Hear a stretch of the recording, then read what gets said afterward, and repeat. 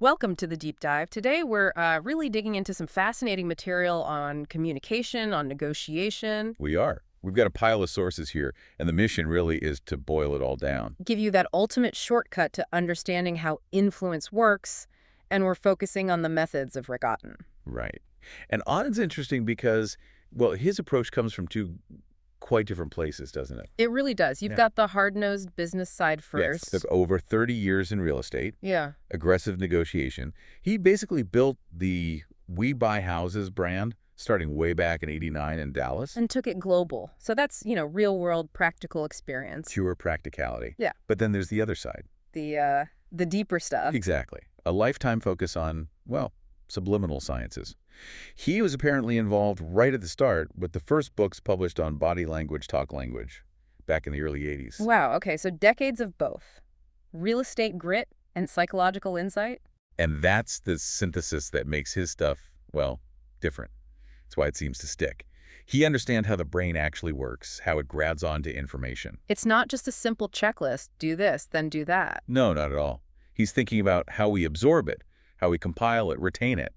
And he connects this directly to navigating, chaos. He references things like the post-2008 crash. Right. Saying survival isn't just about money. It's about what's going on in your head. That's the real tool. Okay, so let's unpack that a bit. This idea of chaos and maybe the communication crisis he sees, where does that start? Well, he points to a pretty big sociological shift. The loss of everyday face-to-face interaction. Like how things used to be. Think about it. Pre-'70s, pre-'80s maybe, kids were outside constantly, in neighborhoods, parks. Negotiating games, arguing rules, making teams. Exactly. Constant real-time social learning, picking up cues, resolving conflict, all that stuff. Building those fundamental skills without even realizing it. But then things changed. We moved indoors more, apartments, condos, less shared space. And then technology exploded. Atari, PlayStation. The smartphone, social media, isolation basically. That constant social practice. It just, well, it dwindled. And the result is What a deficit. a massive deficit in communication skills. Wow. And what comes with that? Anxiety. Big time. Right. If you struggle with just a casual chat, how do you handle something high stakes, like a negotiation? Yeah, it's tough. He uses this anecdote about people needing Dutch courage, binge drinking in a nightclub just to get the nerve to talk to someone. Ah, yeah. Drinking fast to force confidence because the underlying skill isn't there. Precisely. So Otten's thinking is, okay, if that conscious, learned communication pathway is broken or underdeveloped, you need another route. You bypass it. You bypass the conscious mind. You aim for the boss, as he puts it, the subconscious. Using specific language patterns, scripts he's developed. Yes, based on all that study, all that experience, talking directly to the part of the brain that really makes decisions. Okay, so to do that, we need his model of the brain, the thought box you mentioned. The thought box. It's a simplified model, but really useful. Just two main parts. Yeah. The front bit and the back bit. Let's start with the back bit. What's that? The back bit is, well, it's your default setting. It runs all the automatic stuff. Walking, chewing, folding your arms the same way every time. Embedded processes. Okay, like autopilot? Kind of. Mhm. And it's primitive. Really primitive. It's where your fight or flight response lives. Ah, the survival instinct part? Exactly. And this is crucial because it's about survival and avoiding threats. Its automatic default answer to anything new, anything uncertain, anything outside its routine is No. no. Instantly. That's the source of resistance. Fear of the unknown, fear of change. It lives in the back bit. And you even see that physically, right? People rubbing the back of their head when they're stuck or resisting an idea. That's the connection he makes, yeah. They're literally signaling where the block is. Back bit territory. So the whole game is getting out of the back bit. And into the front bit. That's Yeah. the goal. What's the front bit responsible for? That's the good stuff. Passion, creativity, imagination, logic, planning for the future, problem solving. That's the part that says yes. That's the yes zone. You know when someone gets a sudden idea, a flash of insight, they tap their forehead? right. Accessing the front bit. Exactly. So strategic communication for Yeah. Otton is all about redirecting. How do you gently nudge or sometimes forcefully shift a thought process out of that defensive back bit? And get it into the creative, open-minded front bit. That's the whole challenge. And he gives a great example from his own past. The RTC crisis, savings and loan back in the day. Yeah, late 80s, early 90s in Dallas. He was buying properties from the Resolution Trust Corporation, the RTC, basically the government entity selling off assets from failed banks. Okay. Tough market, I imagine. Very. And the standard line from realtors selling these places was rigid. All cash, now. No flexibility. That was the script. And triggering the back bit in anyone asking for terms, probably? Absolutely. So he found this property, $137,000 on Parkland Avenue. He wanted it, but needed the seller, in this case, the RTC, via the realtor to finance it. How do you even start that conversation against all cash now? You need to break that script. Avoid the automatic no. And he did it with one key phrase. Just suppose. Just suppose. How did he use it? He said something like, Mr. Realtor, just suppose. Just suppose I were to buy this property today for the full asking price. And just suppose the seller were willing to let me make payments now. I know that's unlikely, but just suppose what might those payments look like. Ah, clever. It's hypothetical. No commitment, no threat. Exactly. It lowers the defenses. It's not a demand. It's an invitation to imagine. It nudges the thought process towards the front bit, the creative part. It allows the realtor, and by extension the seller, to consider it without immediately rejecting it. And it worked. The seller, who'd been adamant about cash, ended up financing the entire amount for a year because the communication bypassed the back bit's resistance zone. Okay, so that just suppose is a powerful tool. How does this connect to everyday language? We all run on scripts, don't we? We absolutely do. Think about the most common one. How are you? Great. You. Automatic. No thought involved. That's a script, a pre-programmed conversational loop. Otton says you need to be aware of these and know how to break them. With a pattern break, you called it the sledgehammer. Yeah, it's about disruption. Anything unexpected that jolts the other person out of their automatic pattern. Dropping books, shouting something random like, wow, look at that mouse. It scrambles their thinking for a second. Exactly. It momentarily clears their mental cache, their emotional state. And in that tiny window, before they reboot their script. You insert your real message, your non-scripted idea. That's the moment. Yeah. But okay, you've got their attention. Now you need to be careful about the words you use. Avoid the landmines. The pineapple words. Why pineapple? He likens them to the shape of old American hand grenades because they just explode with negative feelings, anxiety, resistance. Okay, like what? Give me examples. Obvious ones are contract, sign, late, deadline, maybe even just 5 minutes. Why are those so bad? Contract sounds normal. To your conscious mind, maybe.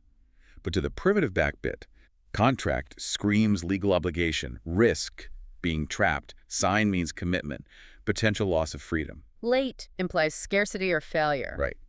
The back bit hears these and thinks danger, threat, avoid. Its job is survival, remember, so it defaults to no or stalls the process. So you have to swap them out, mitigate them. You have to. Replace contract with something neutral like papers or agreement or even just let's write our names down here. Or focus on the benefit. Yeah, like this is the paperwork that gives you peace of mind 24/7. Frame it positively. Diffuse the pineapple. And the 5 minutes thing, why is that a pineapple word? Because culturally, I'll be there in 5 minutes almost never means 5 minutes, does it? Huh. No, it usually means 15, 20, maybe never. Exactly. So it triggers an embedded script of distrust and annoyance. The back bit flags it as potentially unreliable. So what's the fix? Be hyper-specific. Be oddly specific. Instead of 5 minutes, say, I'll be there in 4 minutes. Or, let's meet at 3:13 p.m., not 3:15. Why does that work? Because the weird specificity implies you've actually calculated it. It suggests precision, organization. It bypasses the negative, fluffy number script. That's subtle but makes sense. Okay, another big one is simplicity. Avoiding jargon. Hugely important. Jargon, complexity, they create confusion, anxiety. People don't like feeling stupid. It slows everything down, puts them back in their defensive back bit. Keep it simple, stupid. KISS. Aim for language a 12-year-old can understand. If the person you're talking to can't easily explain your idea to someone else later, you've failed. It needs to be digestible. He has that amazing story about the crayon, right? Oh, it's brilliant. He needed a seller to agree to pay his, Otton's, purchase taxes, which is unusual, complex to explain, definitely not standard. And the realtor is getting bogged down in the complexity. Totally. Couldn't process it. Yeah. So Otton just takes a piece of paper, grabs the kid's crayon. No way. Yes.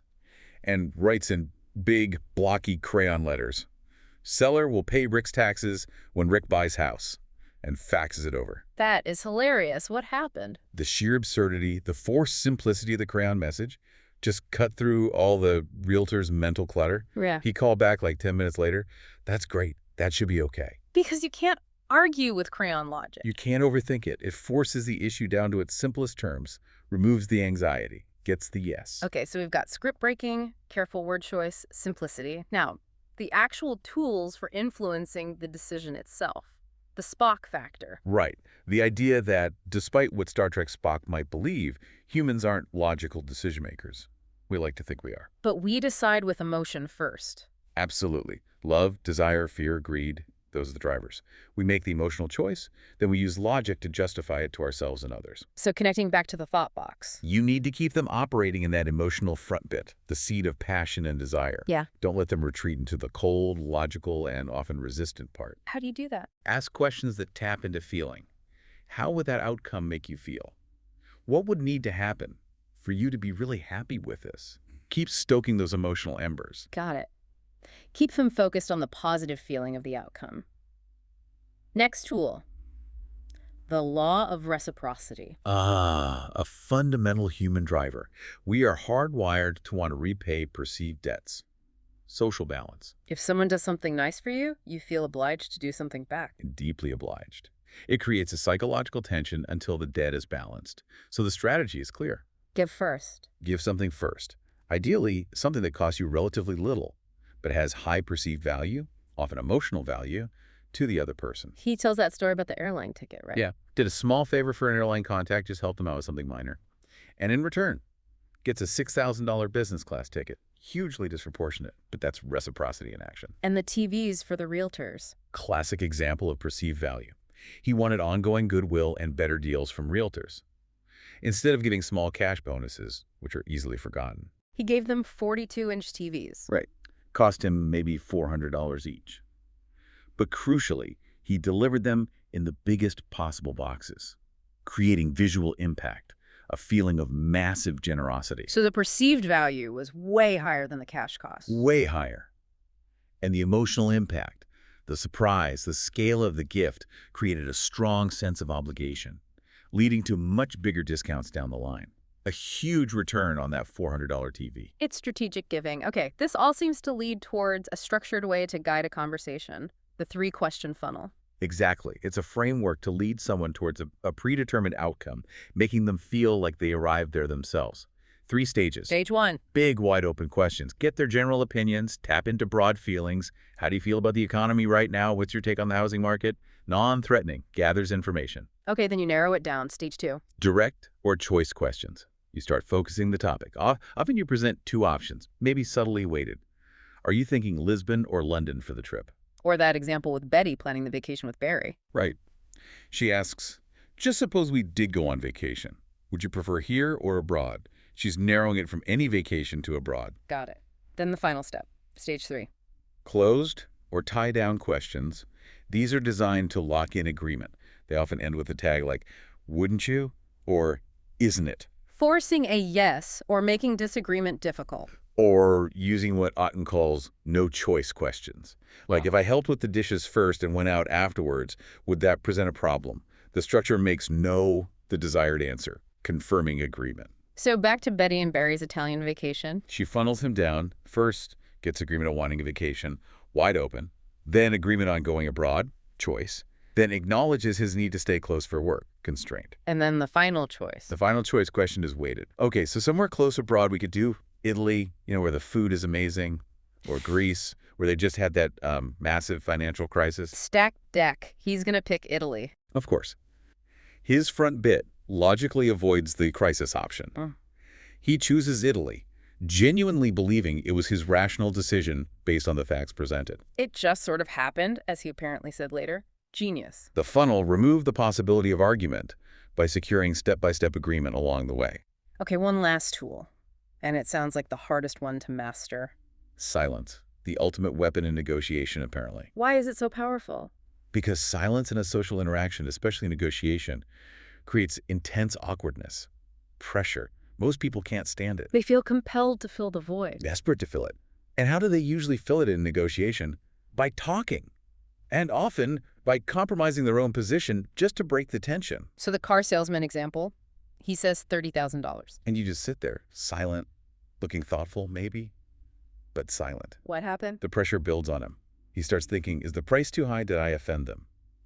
He'll likely speak first, maybe dropping to $28,000, then $27,000. just to get a response. All because you held the silence. He who speaks first loses. That's the principle.